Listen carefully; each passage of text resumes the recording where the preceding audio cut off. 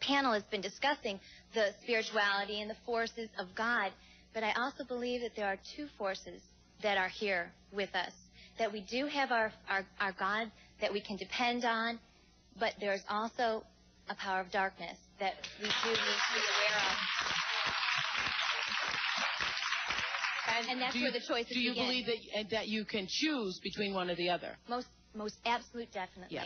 Now, we are given that choice. Now, Marianne Williamson says in her book, Return to Love, that we're always walking in the direction of one or the other, that all of your actions in life, either you're moving toward the darkness or you're moving toward the light. That's right. She calls it fear and love. There's this wonderful book called Ishmael by Daniel Quinn, which is, anyway, it's a gorilla talking, but anyway, it talks about one of the points it brings out is one of the mistakes that human beings make is believing that there is only one way to live. That's and right. That we don't accept that there are diverse ways of being in the world, that there are millions of ways to be a human being. Please God? And many ways, but many paths to what you call God. That and her path might be something else, and when she gets there, she might call it the light.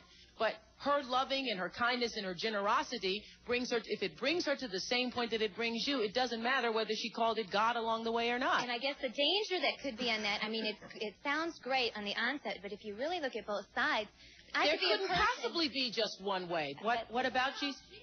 What about Jesus? That even brings him up in this whole discussion, and you say there isn't only one way. There is one way and only one way, and that is through Jesus. There couldn't possibly be with the millions of people in the world. There couldn't possibly be. Because you intellectualize it and say there isn't. If you don't believe that, you're all buying into the lie. But that means you're right. Do you think that if you are somewhere on the planet, if you're somewhere on the planet and you never hear the name of Jesus, you never hear the name of Jesus, but yet you live with a loving heart, you lived as Jesus would have had you to live, you lived for the same purpose that Jesus came to the planet to teach us all, but you are in some remote part of the earth and you never heard the name of Jesus. You cannot get to heaven, you think? And that is covered in the scriptures, too. People are talked about Truly, that. God knows the heart. Does God care about your heart, or God care about if you call his son Jesus? Well, you know, Oprah, Jesus cannot come back until that gospel is preached in the four corners of this earth. So, figure it out.